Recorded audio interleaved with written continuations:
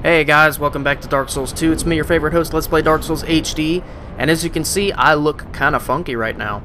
So, I know I haven't uploaded in a few days, but for good reason, because what I've been doing off-screen lately is I've been testing different methods against the Ancient Dragon to see what you can do to beat him. Now, I have good news for everybody. This boss, he's very overrated. I don't know what you've been hearing or anything, but I mean, I haven't really been paying attention to what everybody else has been saying about him. I just know what people have been saying on my videos, and everybody seems to be having a seriously tough time with this boss. Now, to be honest, he's possible. This boss is very doable. That's the good news. He's hard. He's very hard. But I mean, it's just the aerial attack where he breathes the fire down. That's your only... Get out of my way, stupid summon sign. That is your only issue against this guy, to be honest. Other than that, he's not that bad. It's just rinse, repeat, don't be greedy, and just be patient. That's all there is to it. Now, my setup right now is the best method that I found on my own to beat him. What you gotta do is have a nice light weapon that hits incredibly fast. You need lightning, because dragons are very weak to lightning in this game. This is your trump card right here. The Gower's, or Gower's, whatever you pronounce, Gower's Ring of Protection. What it does is it reduces damage taken from behind. Now, I read that ring's description, and I thought to myself, damage taken from behind. I assumed immediately that it only meant criticals. It in fact does not. Every single bit of damage you take from behind, regardless of what it is, it will not affect you at all with this ring on. This ring is God tier. It doesn't matter if it's a critical, it doesn't matter if it's an indirect hit, it doesn't matter if it's ranged. Any kind of damage you sustain from behind literally is negated with this ring. So I tested it out myself on the Ancient Dragon, and I had absolutely amazing results. This ring is like literally a giant middle finger to his aerial fire attack. It will not hurt you with this ring on. So, well, all of his attacks for that matter. So I tried different methods. I used a soul vessel, and I made a mage character just for like 2 seconds on this character that I've got right now for my playthrough. I used a soul vessel, made him an intelligence build, and I tried casting against him. That method was also incredibly viable, seeing as how you don't have to go near him, but I don't know. This method was a little bit more fun because I'm a more melee-oriented kind of player, so I was going to use this method against him. The other couple methods I tried against were... I tried using lightning against him, like just straight up really overbearing lightning damage, and it killed him pretty fast using the get in, get out method. And this method that I've got right now, though, is just awesome. The point of this method is to stay incredibly light, because I'm at 20.7. As long as you stay below a quarter of your burden, so you can move the fastest, you should be fine. You definitely want the Chloranthy ring. You definitely need this ring. This ring is like the trump card. It is the whole point of the fight, is having this ring. I'm going to imbue my Uchigatana plus 10 with gold pine resin, and I'm going to keep some repair powders handy because the ring does break really easily. From what I tested, you can get hit roughly 4 times before it says that the ring is at risk, and it is, so you will get a prompt when your ring is about to break, and that is your time to pop a repair powder. So yeah, I highly recommend bringing at least 5 or 6 of them into the fight, judging by how long you think it's going to take you, but this is the most asshole part of the fight, just running past these guys. The other thing about it is, I didn't mean to start this video in such an awkward location, but, I mean, I tried 4 or 5, 6 times to record this, and every single time I got invaded. It sucked. So... Alright, don't do your buffs or anything. You want to run in immediately and get near him so that you know what he's going to do. This is our opportunity to buff. So I'm going to show you guys the easiest way to do this fight. Stay a decent distance up by his head, like diagonal to his head, about this far up. Bait his other fire attack, and just get in and do damage. Now you notice how the Chloranthy ring is very effective in this fight because it's allowing me to get all my stamina back. So the point is to bait the fire attack. But when he goes into the air and wants to do the other one, we will be ready for it. So get in, Get out about this far. There we go. See this right here? This is what we want. We want him to keep doing this attack. So get out about this far, roughly, to bait his other attack again. There we go.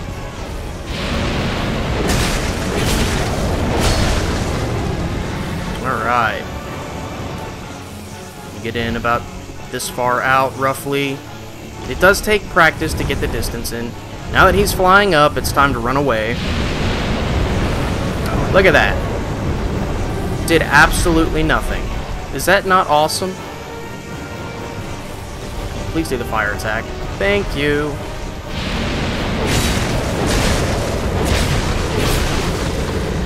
Yeah, this is a really good method to fight him.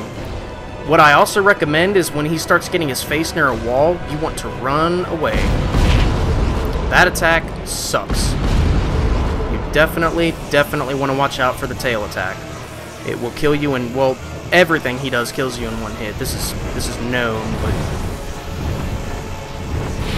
Alright, he's doing fire again. You can get a little closer than you think for that attack. But it's all timing, that's all it is. Get in, get a couple attacks. And stay out here so we can bait the same attack again, hopefully. Unless he wants to fly. No? Okay, good.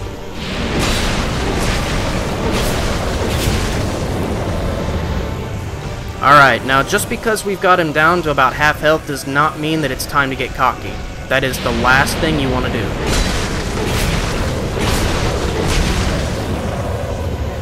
I mean, as straightforward as the fight is, he can constantly surprise you, and do not think he can't. I mean, this method right here, this is what I found to be the most basic method to fight him, because it's most comfortable for me, and it's you know, very subjectable to other people, depending on what your fighting style is, but I found this to be the easiest.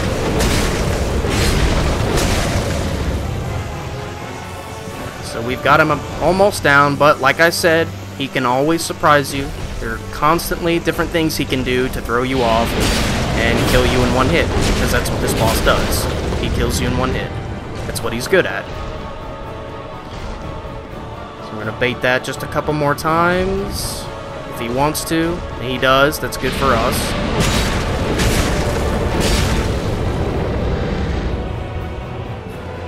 So just gotta get in, get out, make sure you're the correct distance, diagonal to his head to bait it again, and that's literally all there is to it.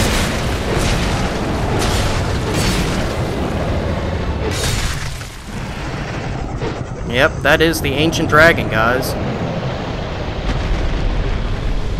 Okay, you get Soul of Giant, Petrified Dragon Bone, and you get a shit ton of souls from him. I'm pretty sure it's like 120,000 we just got.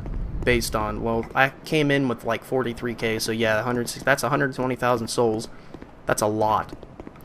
Okay, well, yeah, that's literally all there is to it. I mean, this ring, I honestly had my doubts. I didn't think it was going to work against any attack from the back, let alone a giant stream of fire, but it really does. Like, I mean, I was pleasantly surprised to find out that this ring is incredibly effective against just about everything. So, yeah, make sure you have your Chloranthy ring as well. That's very important to get your stamina back so you can get in and get out fast enough and attack. Your equipment burden is a huge part of this fight. If you stay at least, I would say, the movement speeds go like, they go a quarter, and then 50, and then 70. Those are like the three speeds, I think, that are notable. As long as you stay under a quarter, you can move insanely fast in this game. As long as you're agile, you'll be able to get away, and you won't have to worry about getting hit by the fire. But, like I said, sometimes he can do things that throw you off. Sometimes it doesn't matter how perfect your synchronizing is with his attacks. He just won't bait sometimes. And he will fly up and do the fire, and it'll just be, like, really annoying when you die. So, keep this ring on, just in case you don't think you can get away from the fire. If you're not confident enough to think, well, if you're not confident enough to know that you can get away from the fire in time, this ring is going to save your life. But remember, have those repair powders on you so you can make sure that your ring stays durable. Alright, it is time to use the homeward feather. And we officially don't have a boss in this area, but we can still be invaded, unfortunately, so I'm not gonna... Based on the luck that I've had so far, I'm not gonna stick around. Yeah, that's pretty much all there is to it. Make sure you have a nice, fast weapon that has high damage, because bigger weapons that are slower, they do more damage, but you can't get as many hits in. And bigger weapons take way more stamina. So, I did test many methods out against this guy. I tried using big weapons, I tried using casting, I tried using faith magic and miracles against him, I tried all kinds of stuff. And to be honest, this was the best method that I found, hands down. So, after much experimenting against this boss, yeah, that's pretty much how it went for me. Where do I need to go now? I need to go... let's see. I was going to compile a lot of different methods of fighting him into one video, but I ran out of soul vessels, so unfortunately I can't do that. But yeah, this video, it is incredibly short of a video, but let's see, what was I going to do? I was going to show one more thing. Dranglet Castle, that's it. I wanted to go talk to the Queen. What's her name? What's the Queen's name? It's on the tip of my tongue. Nashville, Tennessee? Something like that? Nashandra, that's it. I have to go talk to Queen Nashandra. And, I think that's her name. I can't remember. It's been so damn long since I talked to her. I wanted to go see if she had anything cool to say. What? Why can I summon? Oh yeah, you used the stupid bonfire setting. That's why I can summon people. Never mind. That's weird. I didn't think she was gonna be gone. Oh well. That's really weird. Okay, well, I guess that about does it for this episode. That is my method for fighting the Ancient Dragon. Call it cheap if you want. It's an incredibly cheap boss, so in your face. Fight cheap with cheap. The next few videos are going to end this series. Sadly, the first playthrough of Dark Souls 2 is indeed coming to an end. Painfully. But, I mean, it's been a good run. The expert walkthrough is going to come soon. It's going to come very, very soon after this. As soon as I finish a couple more playthroughs, which aren't going to take nearly as long because I won't be recording them, obviously. It'll be... And it's also time for me to start playing with subs. So, if you guys want to fight me, or if you want to do Jolly Cooperation, whatever, just let me know in the comments or whatever. Tell me your PSNs. If I'm already friends with you or whatever, it's going to be time to rock. Even if I'm not friends with you, that doesn't make a difference. It doesn't mean we can't, you know, get a chat going and figure out where we are and stuff. I don't have to be friends with you on PSN to play with you. That is certainly not a requirement. So, yeah. While I'm experimenting while I'm experimenting off screen and stuff before I upload the expert walkthrough for Dark Souls 2, I will be PvPing and co-oping with just about anybody who watches these and wants to do it. So yeah, it's gonna be fun to get that going. The only things that we have left to do in this playthrough are bosses. Like, I mean, that's all we have left to do. We just did the Ancient Dragon. In the next video, I'm going to do my very, very first run against Vendrick. We're going to see how that goes. And after that, we're going to go do that fog wall by... What was that place called? The Throne of Want? Was that it? Yeah, I'm almost positive that there's going to be a boss on the other side of that fog because we had 2 NPC summons right next to it. So, not very many bosses give you 2 NPCs, so I'm assuming that's probably going to be really tough. Like, probably worse than the Ancient Dragon. So, yeah, we're going to see what's on the other side of that wall, and then, I don't know. We're going to see. That's probably the final boss. I'm not sure, because Vendrick and the Ancient Dragon are optional bosses, and that was the last fog wall in the game, so that is more than likely going to be the final boss. We'll see.